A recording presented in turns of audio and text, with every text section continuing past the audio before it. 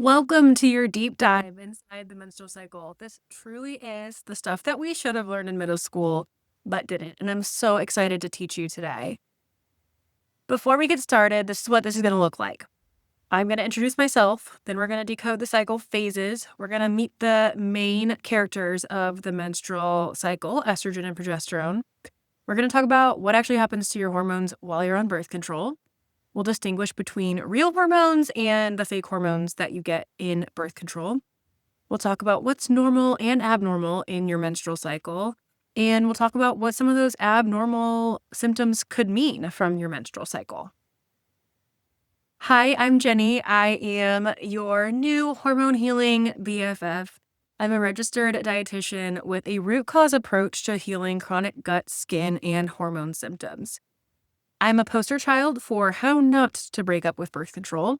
So if we rewind back to 2017, I was newly married and decided that I wanted to come off of birth control. And I thought that coming off of birth control would be a breeze. That, however, was not the case. Around 3 to 4 months after quitting birth control, I developed a cluster of hormone imbalance symptoms like hair loss, acne. I gained 10 to 12 pounds despite eating cleaner and exercising more. My moods were extremely volatile, and I felt like I was spiraling out of control. And so that is what led me into this space of functional medicine. At the time, I was a conventional dietitian working at a hospital on the stroke and rehab floors. But I felt like I wasn't getting any help from my doctors in rectifying my symptoms. And so I started doing my own research. I discovered functional medicine. I decided to leave the job that I was at to start a private practice, and the rest is history. Here we are about 7 years later. I created Birth Control Breakup Club, which is an online course to educate women on the steps to take to support a smooth transition off of birth control and how to reverse those nasty symptoms that I was going through called post-birth control syndrome. And I'm also the creator of The Girls Room. First things first, let me introduce you to the phases of your cycle. So we have menstruation, the follicular phase, ovulation, and luteal phase. We're going to break this down further. Let me introduce you to this graphic that I will reference as we break down each phase. The top of this graphic shows what's happening with your ovaries. The middle is what's happening with your brain signals to your ovaries. And the bottom is what's happening with your ovaries. I want to mention that hormone signaling truly starts in the brain, and it really is all about this brain to ovary connection. So let's get into it. The follicular phase starts with day 1 of your period and ends at ovulation. It's around 2 weeks, but it can vary from 7 to 21 plus days depending on when you ovulate. In the follicular phase, we are literally growing follicles. Each ovary develops around 15 to 20 follicles each cycle. And only the most mature follicle gets to ovulate when the time comes. So we have from the brain follicle stimulating hormone, which is stimulating the maturation of these follicles. And it's the maturation of these follicles that is stimulating the rise of estrogen. Estrogen tends to begin to rise around day 3 to 5 of your period, and it will peak right before ovulation. The follicular phase is when we tend to feel our best. We feel more motivated, we have good executive functioning, we feel confident, we have good energy, and just more social. This is a depiction of what you might feel like in your follicular phase. Ovulation is a 1-day event. And what's happening here is we have this estrogen rise. It peaks right before ovulation, and that's what triggers this blue line, which is luteinizing hormone. And that is what triggers ovulation, or the release of the egg from the most mature follicle. Now, you'll experience a bump in testosterone around ovulation as well, which is responsible for increased libido and also sometimes those pesky mid-cycle breakouts.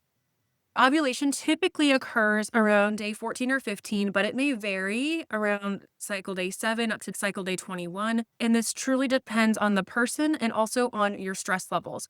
You might be a regular 14-day ovulator, but if you have a particularly stressful cycle, ovulation might be delayed. And this is why I don't like to use period tracking apps or ovulation predictor apps for a form of contraception, because It is not able to track your personal indicators of ovulation, like cervical mucus and basal body temperature and luteinizing hormone or LH surge. It's truly just going off of average. And sometimes your cycle can be different from one month to the next, depending on multiple factors.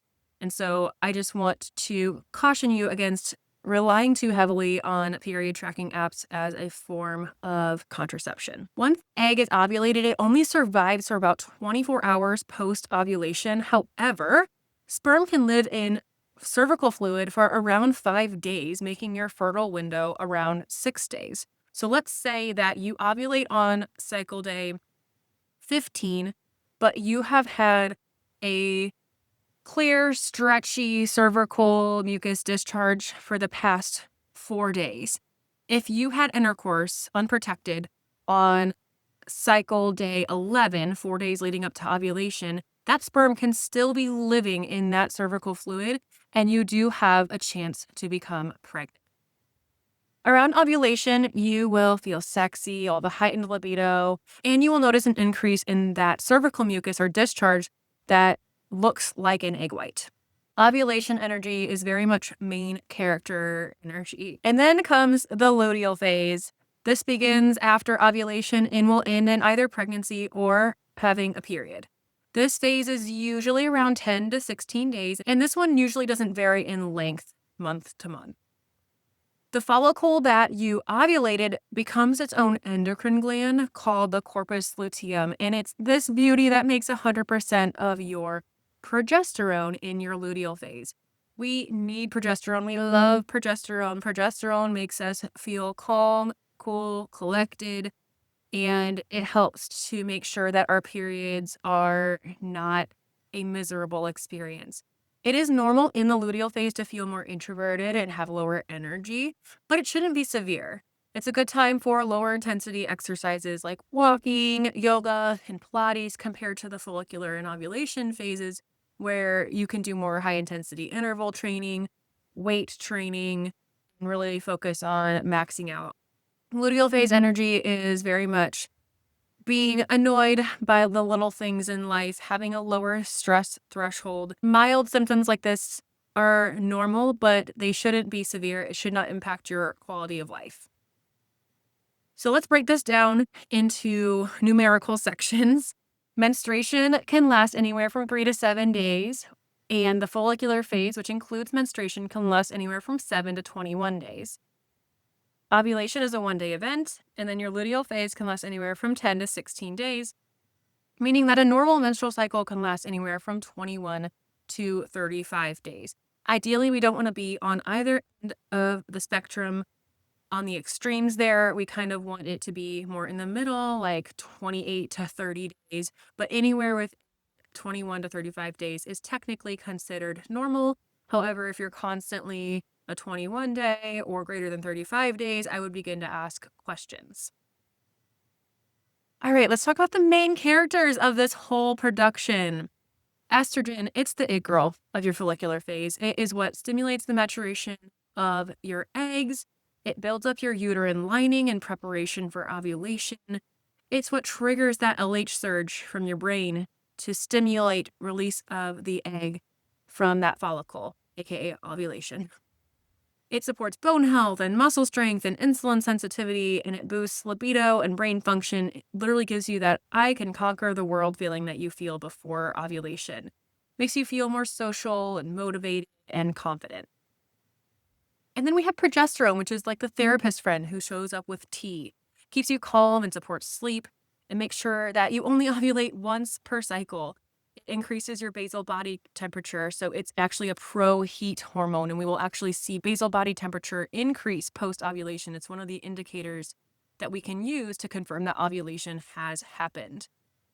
It will decrease or stop your cervical mucus secretion. So that cervical mucus uptick that we see around ovulation, progesterone rising will help to stop that, and you'll have more dry days leading up to your period. It supports your uterine lining for a possible pregnancy.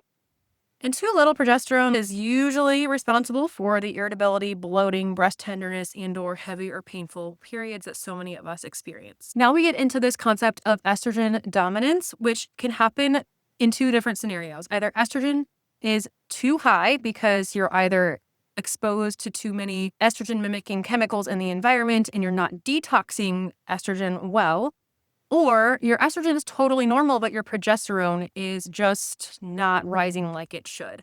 Either one of these scenarios can lead to increase in PMS, migraines, breast tenderness, fibroids, heavy periods, painful periods, unexplained weight gain, and hot flashes or night sweats. It's all about the ratio between estrogen and progesterone. All right, now let's get into what they truly never taught us in health class: the difference between your hormones on birth control versus off of birth control. So your natural hormones on birth control are essentially flatline, and this actually can depend on the type of birth control that you're on. This is going to be different if you have an IUD or the mini pill, which in some cases we will see rises in estrogen, but progesterone is still flatline. Some women continue to ovulate on the progestin-only forms of birth control. So the picture here is depicting what your hormones will look like on a combined contraceptive. Your natural estrogen production and progesterone are completely flatlined, and there is absolutely no ovulation happening. It's basically shutting down communication from your brain to your ovaries. The LH, the FSH, those hormones that I talked about that send the signals to your ovaries, that is not happening. Now, what is happening is we're seeing a rise and fall of synthetic hormones on birth control, and this is a chemically managed cycle. So what we have here is when you take your placebo week, you're getting a withdrawal bleed. That is not a real period. And then when you begin your hormones again, whether it's pill or a ring or a patch, we are seeing a rise in those synthetic hormones, progestin and ethinyl estradiol. Those will stay steady throughout the entire month, and then they will drop off again when you stop taking them for your placebo week, which brings on that withdrawal bleed. These synthetic hormones are very, very different from the hormones that we naturally produce, and I cannot emphasize this enough.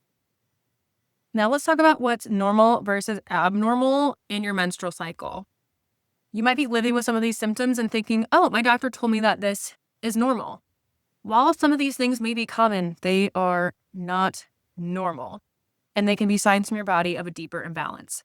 So what's normal on your period is feeling slightly less motivated, lower energy, less desire to be social, desire for more comfort foods, mild cramping, and moderate flow for 3 to 7 days. What is not normal is having severe pain or cramping, severe mood swings, painful acne breakouts, nausea, vomiting, headaches or migraines, changing a pad or tampon every 1 to 2 hours, large clots greater than the size of a quarter, or your menstrual fluid having an odor.